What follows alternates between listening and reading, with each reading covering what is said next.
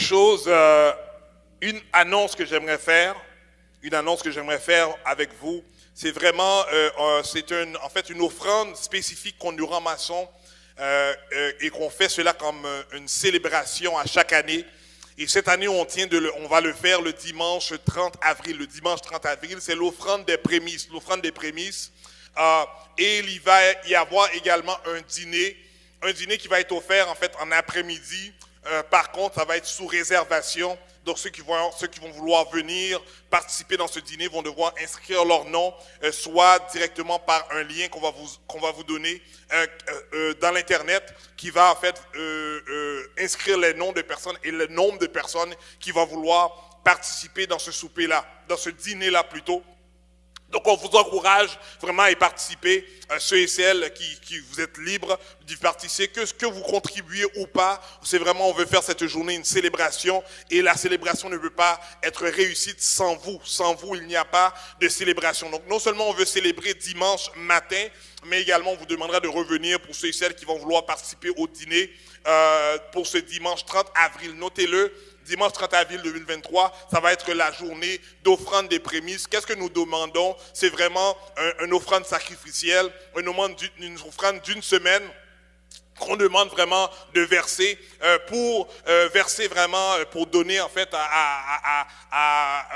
pour donner à l'église, et ce qui va aider en fait pour les différentes dépenses qu'on a à faire au courant de l'année. C'est ce que nous faisons à chaque année. C'est un peu, je vous dirais aujourd'hui on dirait c'est comme un levée de fonds, mais par contre c'est vraiment une offrande par rapport à ça. Et dans le mois d'avril, je vais rentrer en fait comme que je fais à l'accoutumée dans l'enseignement concernant les offrandes. C'est quoi une offrande? C'est quoi les dîmes?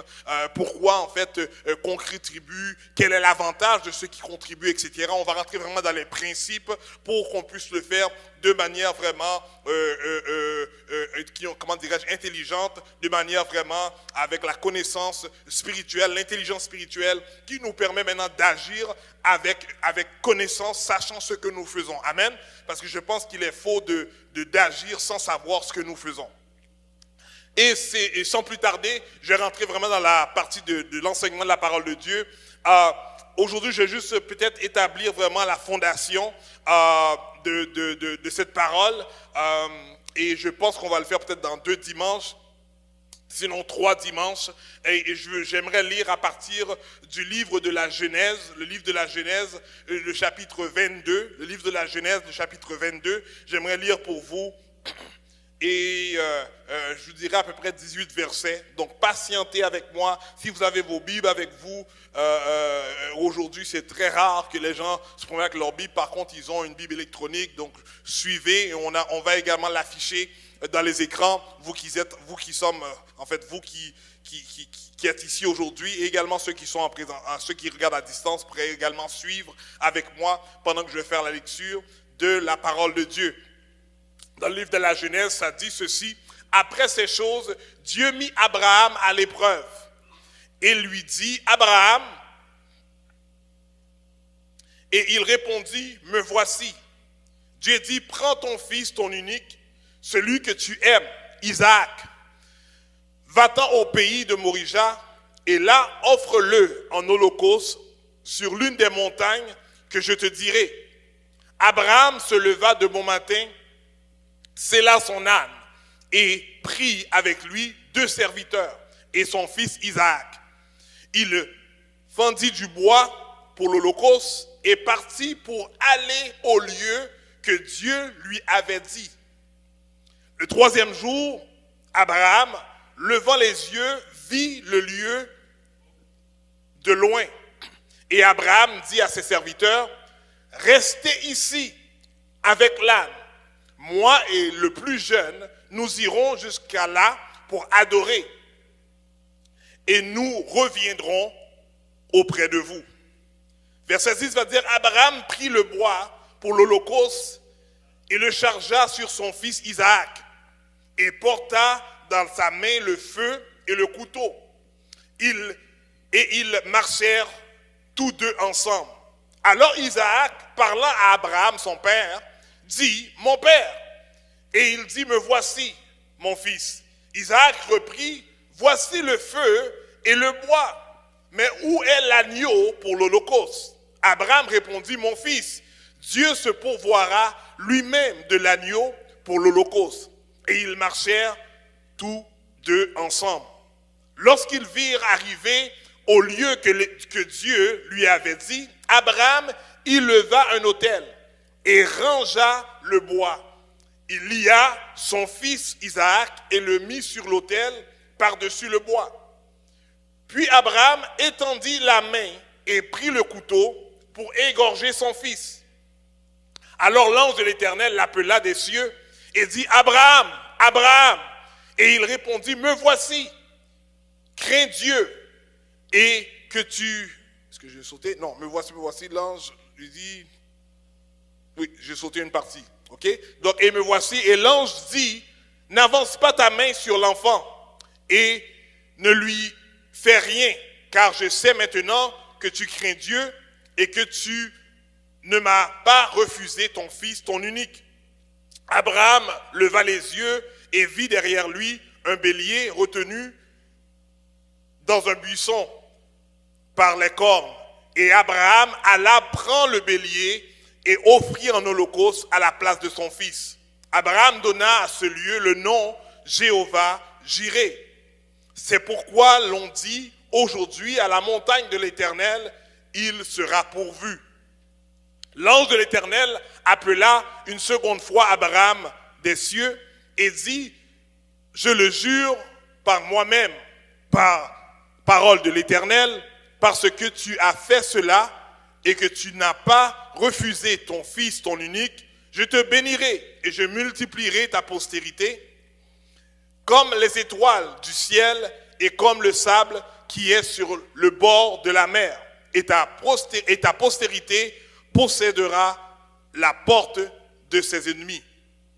Toutes les nations de la terre seront bénies en ta postérité parce que tu as obéi à ma voix. Merci beaucoup pour votre patience.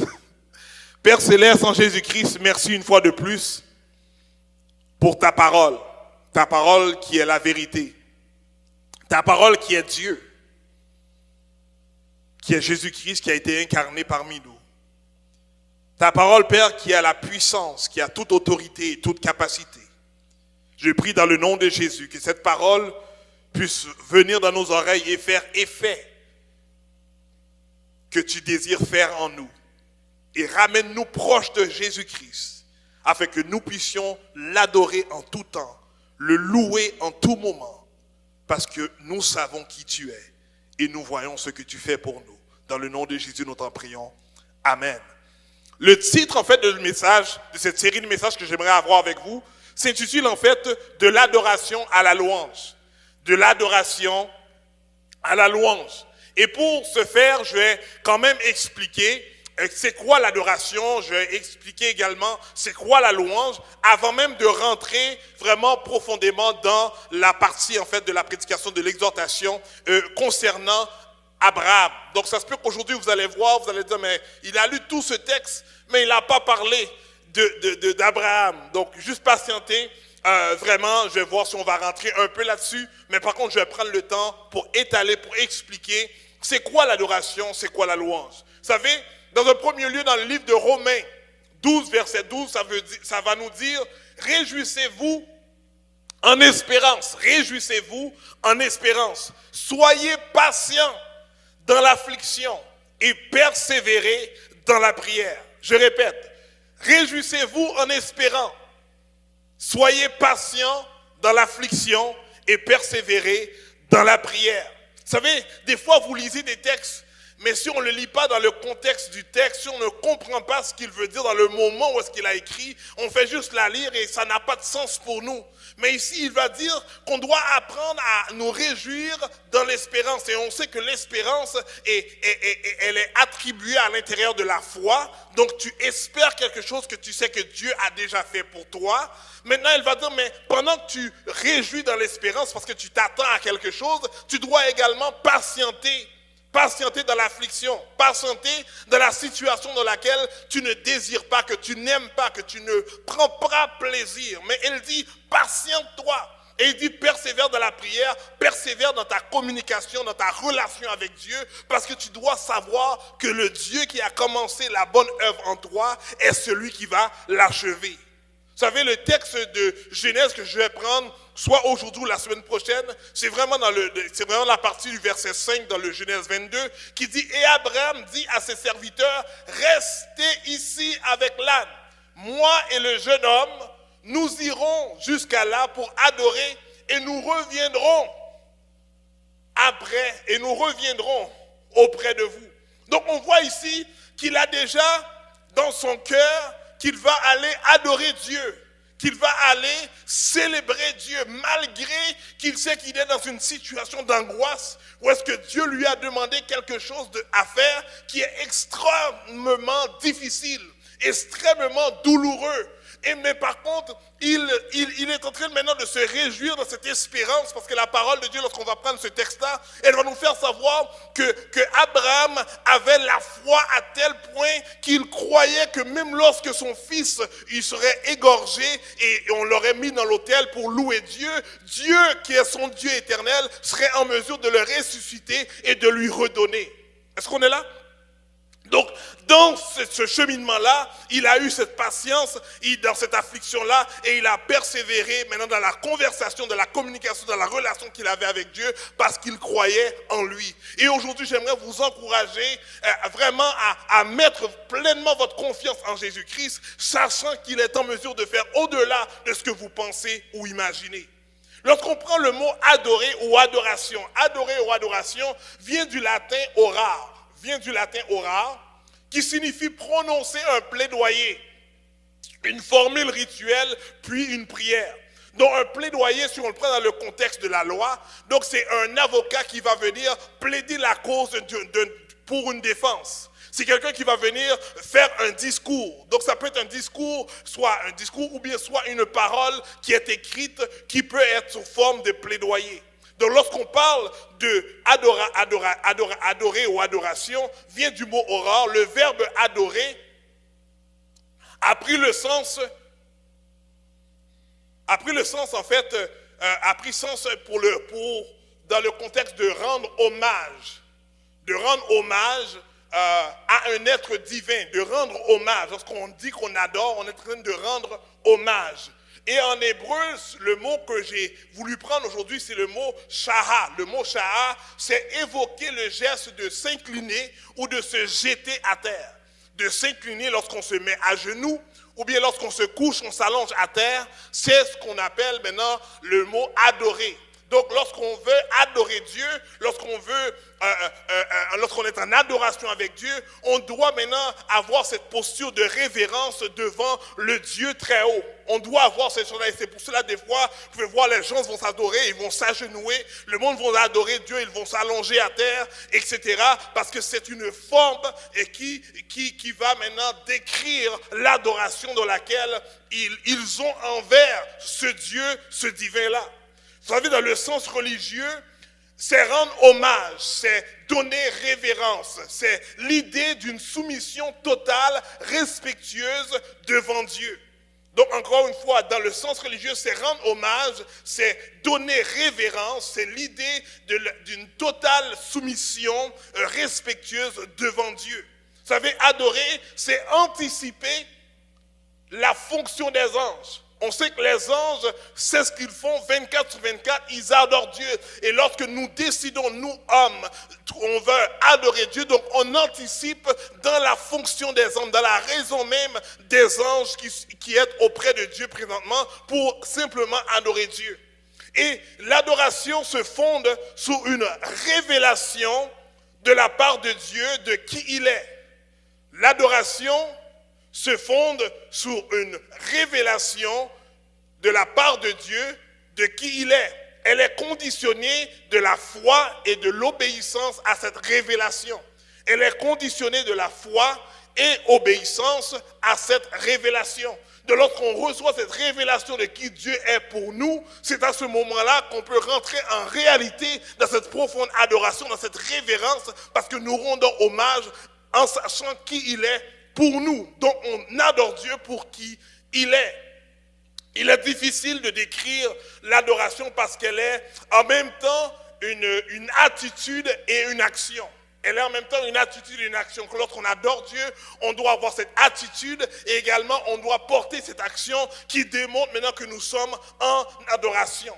Elle prend place à l'intérieur du cœur, à l'intérieur de l'esprit de l'adorateur. Si on lit maintenant dans le psaume 45, le verset 1, elle dit « Des paroles pleines de charme bouillonnent dans mon cœur. Je dis, mon œuvre est pour le roi, que ma langue soit comme la plume soit comme la plume d'un habile écrivain. » Dans le psaume 103, le verset 1 et 2, il va dire « Mon âme bénit l'Éternel, que tout ce qui est en moi bénisse son Saint-Nom. Mon âme bénit l'Éternel et n'oublie aucun de ses bienfaits. » Voyez, lorsque nous disons que nous voulons adorer Dieu, c'est notre être entier qui se donne pour vraiment célébrer ce Dieu, sachant qui il est pour nous. Nous devons également offrir une adoration avec un cœur humble et un cœur pur.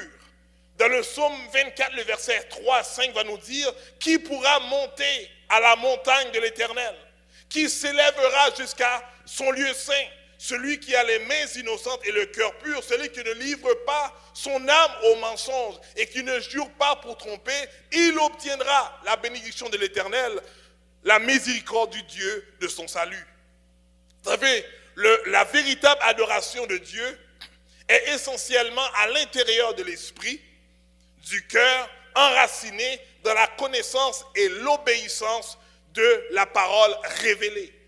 Donc la véritable adoration de Dieu est essentiellement à l'intérieur de l'esprit, du cœur, enraciné par la connaissance et l'obéissance de la parole révélée. N'oubliez pas, on a expliqué par rapport au concept de l'homme spirituel. Il est impossible à l'homme naturel de plaire à Dieu. Seulement l'homme spirituel qui peut maintenant arriver à plaire à Dieu. Donc c'est de même par rapport à l'adoration que nous offrons à Dieu. On ne peut pas l'offrir avec notre être naturel. On doit l'offrir avec notre être spirituel. Parce que c'est seulement ce qui est spirituel qui peut plaire à Dieu. Lorsqu'on parle maintenant de louer ou de louange, louer ou de louange, le mot grec ou hébreu pour ce concept est si tellement nombreux. Par contre, j'en ai pris quelques-unes pour vraiment expliquer ce que cela veut dire. En hébreu, nous avons premièrement le mot « hillel » qui veut dire en faire du bruit. « Hillel » qui veut dire faire du bruit. Et ça, c'est différents mots qu'on retrouve à l'intérieur de la Bible lorsqu'il parle de louange à l'intérieur de la Bible. On voit également le mot « yada ». Le mot « yada », ce qui signifie rendre hommage ou bien confesser. Rendre hommage ou bien confesser. Il y a également le mot « zamar » qui veut dire chanter. Zamar qui veut dire chanter.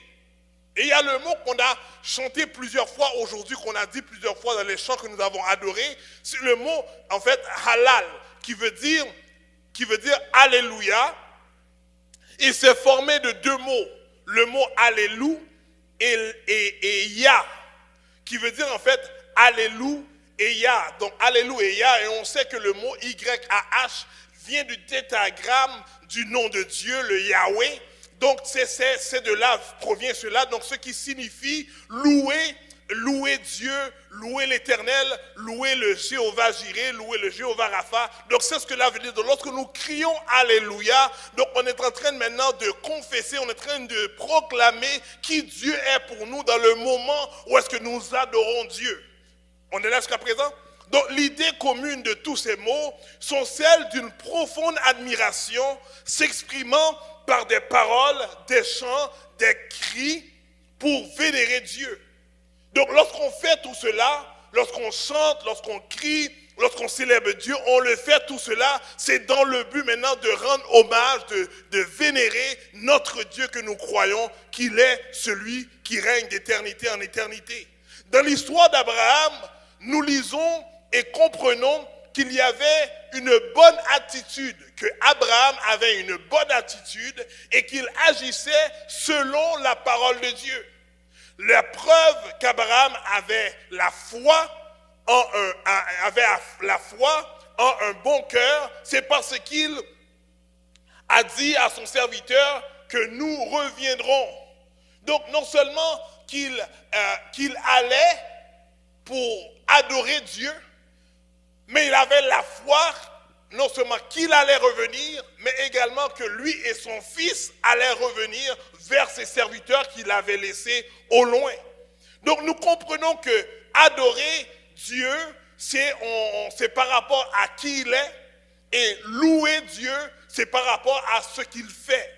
Encore une fois, adorer Dieu, nous adorons Dieu pour qui il est, et on loue Dieu pour ce qu'il a fait. Donc, c'est pour cela que notre vie doit constamment être de l'adoration jusqu'à la louange. Donc, on doit constamment adorer Dieu parce que nous comprenons, nous recevons une révélation de qui il est. Mais pendant que nous savons qui il est, pendant que nous vivons au travers la vie dans laquelle nous vivons, nous passons au travers des circonstances, mais à cause que nous savons qui il est, nous retrouvons la force nécessaire pour marcher au travers les situations difficiles, parce que nous savons que nous allons atteindre le but, où est-ce que nous allons le louer pour ce qu'il va faire pour nous dans notre situation. Donc aujourd'hui, j'aimerais vous encourager lorsque vous vivez, lorsque vous traversez, par rapport à ce que vous traversez, par rapport aux défis, par rapport à les circonstances, les situations, non seulement pour vous, mais également vos voisins ou bien vos amis ou bien vos collègues ou bien les gens qui vous entourent. Faites-les savoir que tu es une personne qui loue Dieu, qui adore Dieu malgré ce qui se passe dans ta vie. C'est parce que tu as la foi que les choses dans ta vie vont pas demeurer le même, mais vont changer. Parce que tu sers un Dieu qui sait transformer les circonstances d'une manière ou d'une autre. Vous savez, dans le livre de 2 Samuel 22, le verset 2 et 4, il dit « L'Éternel est mon rocher et ma forteresse, mon libérateur. Dieu est mon rocher où je trouve un abri, mon bouclier et la force qui me sauve, ma haute retraite et mon refuge. Ô mon sauveur, tu me garantis de la violence. Et je m'écrie, loué soit l'Éternel, et je suis délivré de tous mes ennemis. » Donc on comprend que lorsque tu dois vivre la vie, et je le dis souvent ici, la parole nous fait savoir que nous en tant que croyants qui vivent sur la terre, elle dit que nous aurons des persécutions dans le monde. Donc on va passer au travers des situations difficiles, au travers des gens qui vont vouloir du mal pour nous, de notre famille, les gens qui vont nous parler mal, les gens qui vont essayer maintenant de bloquer ce qui peut être avantageux dans notre vie. On va avoir des gens qui vont nous décevoir. Mais par contre, il faut savoir qu'on va avoir ces persécutions-là. On sait qu'il y a peut-être des gens qui vont vouloir du mal pour nous, qui vont faire des choses contre nous. Mais par contre, une seule chose que nous devons savoir, c'est par contre, pendant que je marche maintenant dans le chaque jour de ma vie et je vois cela, premièrement, je ne dois pas être étonné parce que la Bible déjà nous informe de cela, mais au contraire, je dois garder dans ma conscience et dans mon subconscient que l'Éternel est mon Dieu et c'est lui qui va prendre soin de moi. Donc malgré que j'ai quelque chose que je dois traverser qui est difficile pour moi dans ma vie, je dois avoir cette conviction que Dieu est pour moi et que Dieu est avec moi. La parole de Dieu nous dit que nous servons un Dieu qui est immuable, un Dieu qui ne change pas, un Dieu qui est le même hier, aujourd'hui et éternellement. Donc s'il a pu manifester ou accomplir quelque chose dans le passé, on doit avoir cette conviction qu'il peut également le manifester ou l'établir ou le réaliser pour nous dans le présent. Et c'est pour cela que la parole nous dit que nous devons marcher avec cette espérance en Dieu, cette espérance dans la parole de Dieu qui nous fait savoir qui il est par rapport à cette parole révélée. Donc lorsqu'on sait qui mon Dieu est, je n'ai pas peur de quoi que ce soit qui vient contre moi parce que je sais que mon Dieu est en mesure de prendre les circonstances en contrôle et maintenant l'emmener à ma faveur. Aujourd'hui, je ne sais pas qui traverse une situation difficile. Je ne sais pas qui vit une situation si difficile. Je ne sais pas qu'est-ce que vous traversez, c'est quoi le défi que vous avez présentement dans la saison de votre vie.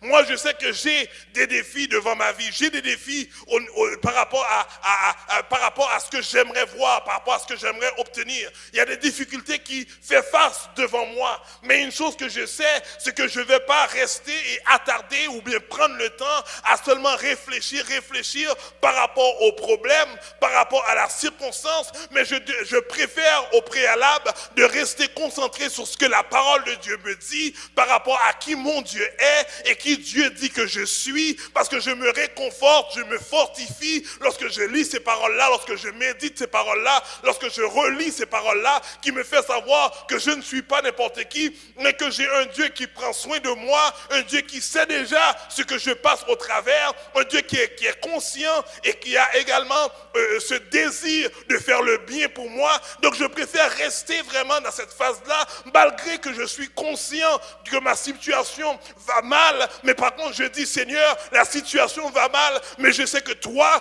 tu es en contrôle de toutes choses. Vous savez, Jésus-Christ a dû passer au travers des circonstances difficiles, et lorsqu'il allait aller jusqu'à la mort, il aurait pu maintenant nier, il aurait pu maintenant laisser ou abandonner son espérance, mais parce qu'il savait qu'il y avait Dieu avec lui, le Père avec lui, il a dit que je vais aller jusqu'au bout, même lorsque je vais aller pour me séparer de mon Père céleste, du Père en fait, de la Trinité, mais il a été quand même jusqu'au bout, sachant qu'à la fin, le résultat va être bénéfice non seulement pour lui, mais pour Dieu. Donc aujourd'hui, j'aimerais vous faire comprendre que lorsqu'on doit traverser au travers des circonstances difficiles, on doit avoir cette espérance que notre Dieu est réel et il est en mesure de subvenir à notre besoin. Vous savez,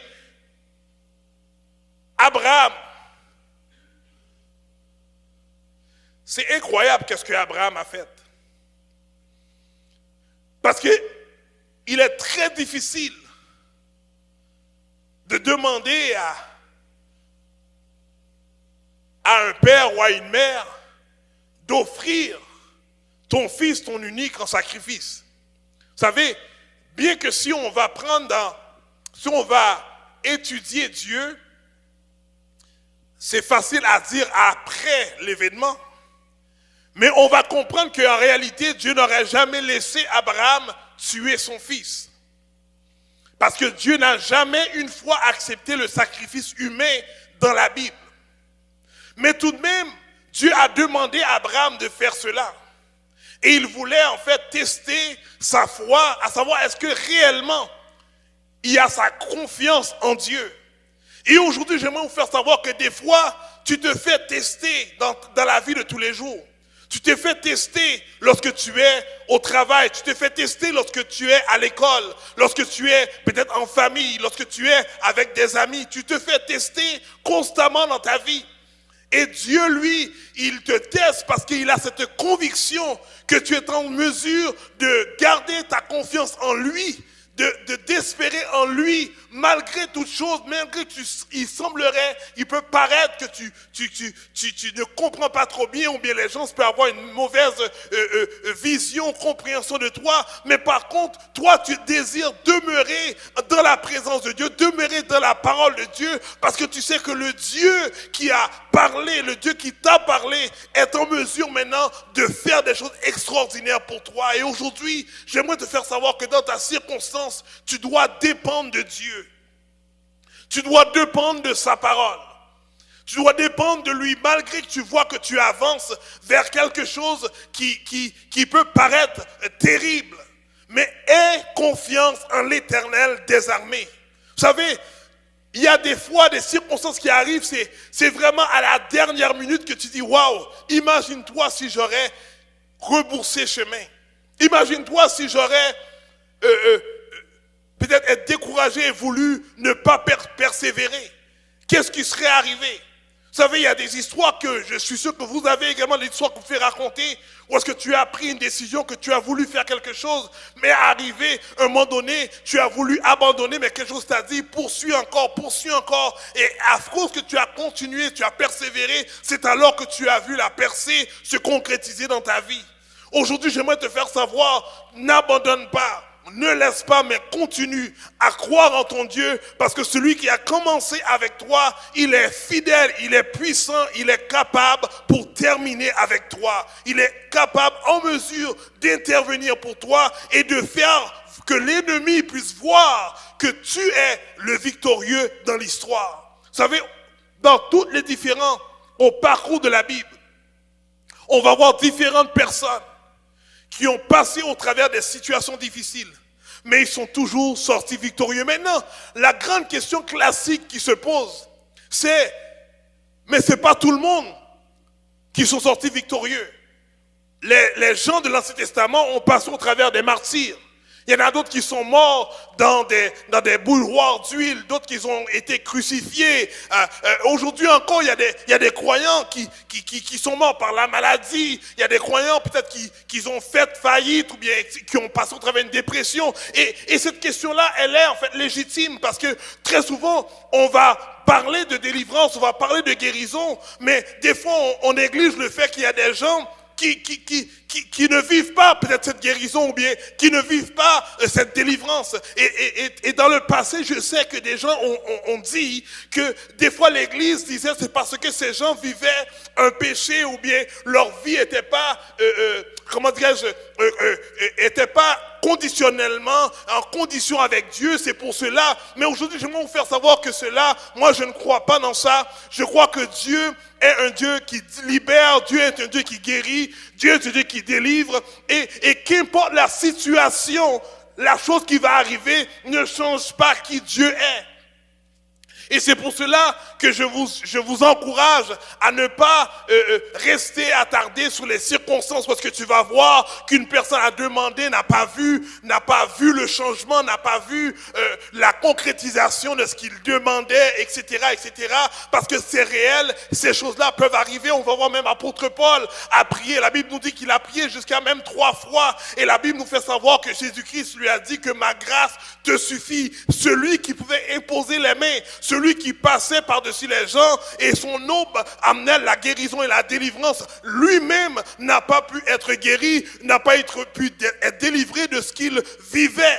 Mais par contre, ça n'a pas empêché à apôtre Paul de continuer à croire en ce Dieu-là qui peut guérir et qui peut délivrer. Donc aujourd'hui, je vous encourage à ne pas attarder sur les situations qui peuvent peut-être te faire savoir que cette personne-là n'a pas vu sa délivrance, cette personne-là vit peut-être une situation difficile, mais je vous demande plutôt d'espérer en ce que Dieu peut faire, en ce que Dieu désire faire. Et ce qui ne se produise pas, on ne sait pas pour quelle raison, mais par contre, je crois que malgré les choses sont faites ou ne sont pas faites, Dieu demeure Dieu et il demeure le Dieu qui est bon et le Dieu qui peut faire des grandes choses. Aujourd'hui, j'aimerais vraiment vous ramener à mettre votre espérance, parce que Dieu nous demande de marcher par sa parole.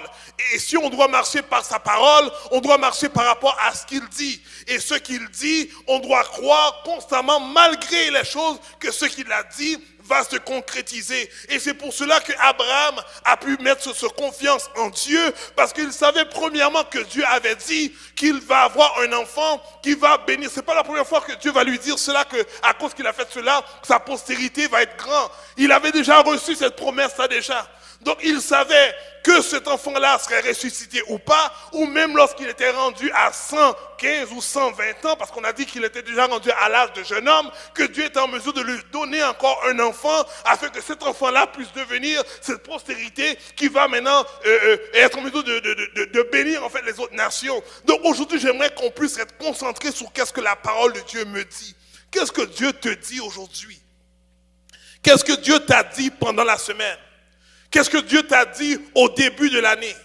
Qu'est-ce que Dieu t'a dit peut-être l'année passée ou bien il y a 5 ans? Je te demande de rester en confiance à cette parole-là, dans cette parole révélée-là.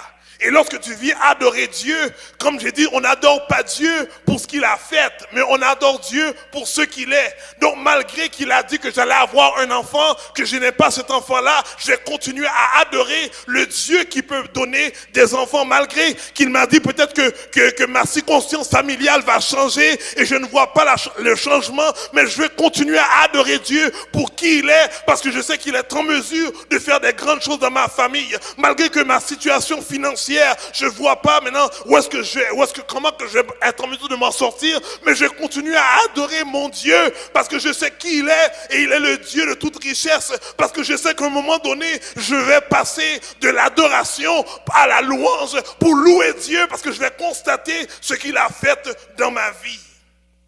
Donc aujourd'hui, j'aimerais vous encourager à tenir Dieu, à vous agripper à Dieu, à garder sa parole dans votre cœur et à dire, Seigneur, si tu me l'as dit, c'est parce que je sais que tu peux le faire. Si tu me l'as dit, c'est parce que je sais que tu le feras. Et c'est pour cela, Père, je vais continuer à t'adorer. En tout temps, Père, je veux que ma louange, que sous mes lèvres, que la louange puisse être donnée et que l'adoration puisse être donnée. Parce que je t'adore, Père, pour qui tu es. Et je vais te louer pour ce que tu as fait pour moi.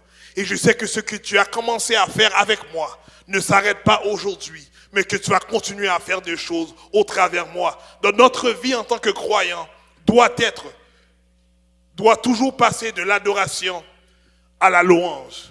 On adore Dieu et on loue Dieu. On adore Dieu et on loue Dieu. Et c'est pour ça que lorsque nous venons ici,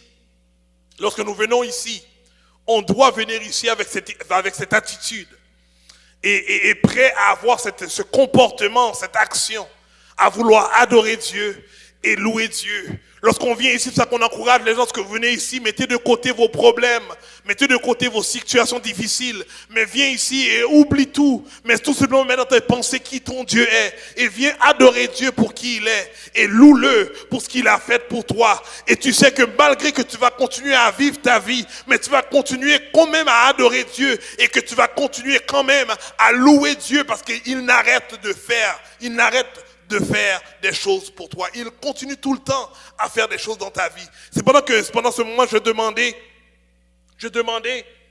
à vraiment l'assemblée de se mettre debout.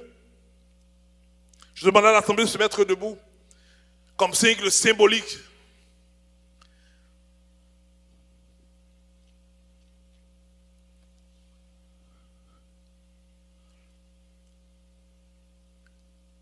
Pendant que les yeux vont être fermés, vous savez, l'adoration, on a dit tantôt, c'est comme un plaidoyer. C'est pour ça qu'on dit que chanter, c'est prier 2 fois, parce que nous chantons, mais nous également,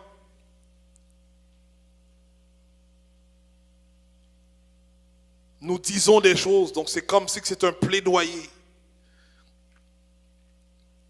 Et pendant qu'on est debout, j'aimerais que vous puissiez adorer Dieu dans votre cœur en ce moment.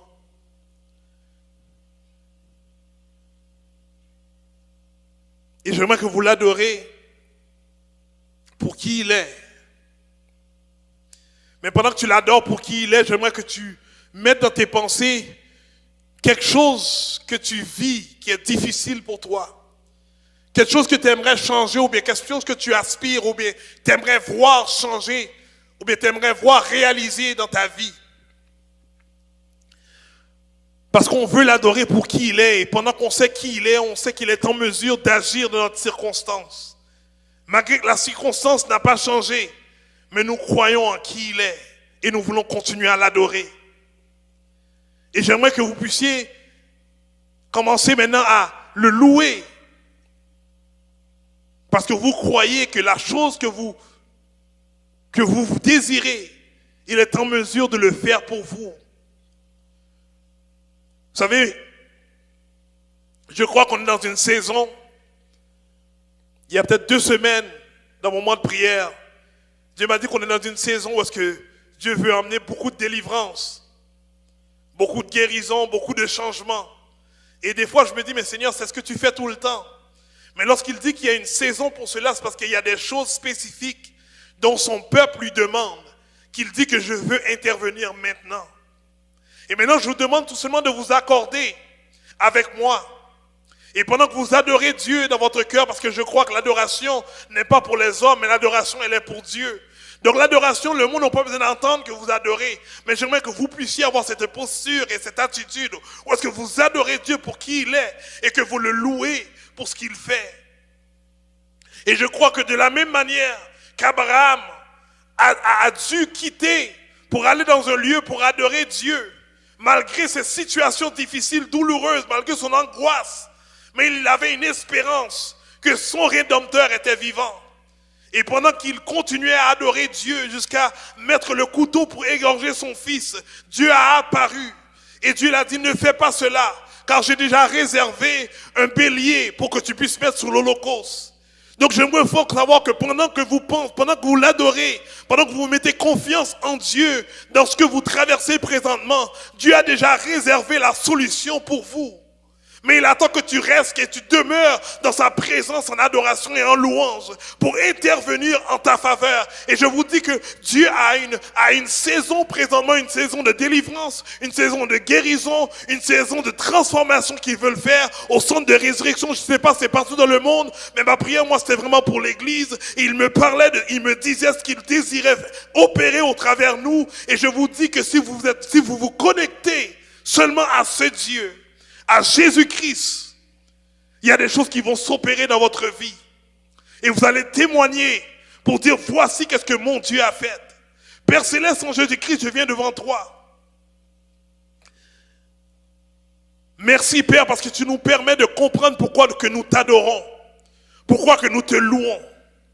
Mais Seigneur, à cause que le temps est court, Père, je dis merci pour ce que tu opères en ce moment-là.